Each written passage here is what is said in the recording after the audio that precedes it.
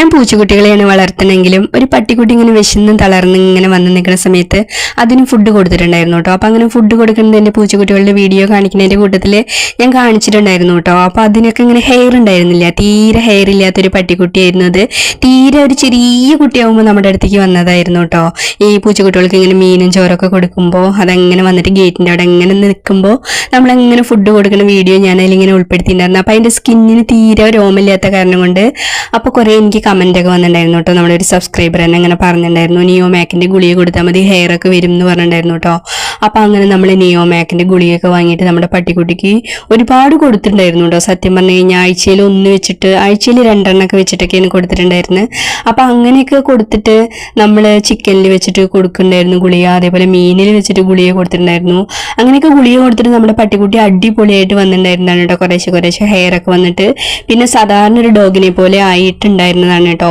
വീണ്ടും നമ്മുടെ ഇവിടെ ഈ റോഡ് പണി നടക്കുന്ന സമയത്ത് ഇവിടെ ടാറിടലും കാര്യങ്ങളൊക്കെ ആയിട്ട് നമ്മുടെ പട്ടിക്കുട്ടി വീണ്ടും ഇവിടെ വരാതെയായി കേട്ടോ. വരാതെയായ സമയത്ത് പിന്നീട് ഒരു മാസമൊക്കെ കഴിഞ്ഞിട്ട് ഇങ്ങോട്ട് വരുമ്പോഴേക്കും പട്ടിക്കുട്ടിയെ കണ്ടാൽ തിരിച്ചറിഞ്ഞിട്ടുണ്ടായിരുന്നില്ല കേട്ടോ. അങ്ങനെ ഒരു കോലായിട്ടുണ്ടായിരുന്നു.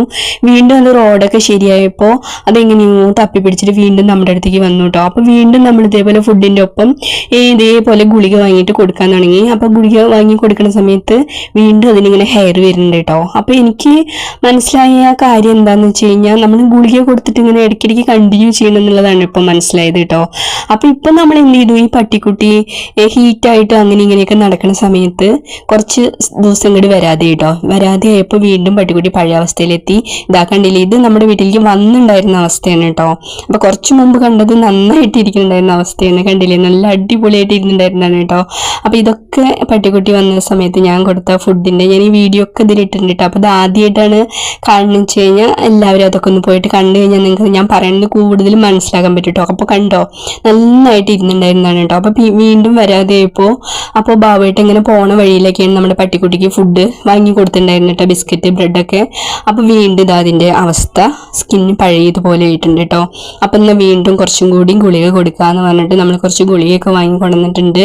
അപ്പം നമ്മൾ എന്തായാലും രാവിലെ ബ്രെഡൊക്കെ കൊടുക്കുന്നുണ്ട്. ഉച്ചയ്ക്ക് ഞാൻ എൻ്റെ പൂച്ചക്കുട്ടികൾക്ക് ചോറ് കൊടുക്കുന്ന കാത്തിട്ടാണ് കേട്ടോ അത് ഇരിക്കണത്. ഇങ്ങനെ ബ്രെഡും ബിസ്ക്കറ്റും നല്ല ഇഷ്ടം, അങ്ങനെ മീൻ കൂട്ടി ചോറിനാണ് കേട്ടോ കാത്തിരിക്കുന്നത്. അപ്പോൾ അത് ഉച്ചയ്ക്ക് ഇങ്ങോട്ട് കൊടുക്കും കേട്ടോ. അപ്പം ഇന്ന് തൈര് കൂട്ടിയിട്ടാണ് കേട്ടോ ചോറ് കൊടുത്തിരിക്കുന്നത്. തൈര് കൂട്ടി ചോറ് കൊടുത്താലും നല്ല ഇഷ്ടമാണ്. അപ്പോൾ ഒരു കഷ്ണം മീൻ എടുത്തിട്ട് അതിൽ ഒരു ഗുളിക വെച്ചിട്ട് കൊടുത്തതാണ് കേട്ടോ. അപ്പോൾ രാവിലെ ഞാൻ അയിലൊക്കെ വാങ്ങുന്ന സമയത്ത് ഒരു അയിലൊക്കെ ഇട്ട് കൊടുത്തിട്ടുണ്ടായിരുന്നു. അപ്പം നമുക്ക് ഗുളികയും ഫുഡൊക്കെ കൊടുത്തിട്ട് വീണ്ടും പഴയ പോലെ ഹെയറൊക്കെ വരുത്തിക്കാൻ നോക്കാം കേട്ടോ. അപ്പം നമ്മുടെ പൂച്ചക്കുട്ടികളൊക്കെ എല്ലാവരും അവിടെ ഉറങ്ങുന്നുണ്ട്. ബൊമ്മിക്കുട്ടിയും കുറിഞ്ഞി ഇത് അവിടെ കിടന്നിട്ട് സുഖമായിട്ട് ഉറങ്ങുന്നുണ്ട് കേട്ടോ.